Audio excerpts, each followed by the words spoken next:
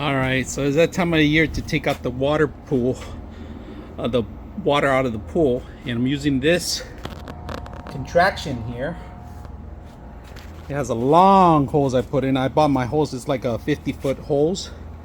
So it's the drain, it just hits there, but the bottom part you'll see it in about maybe an hour or half an hour, depends on the, I see it already down below the line, so it's probably going to be an hour for this thing to finish out, and I have to go scrub it and clean it and then vacuum it too.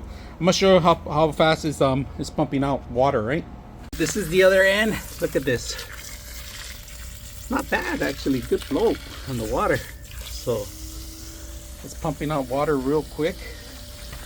You can even water some plants here. Look at that. It's not bad, very powerful. Look how long it is. So it's pumping out water, draining out the pool, and you shouldn't have a problem with it.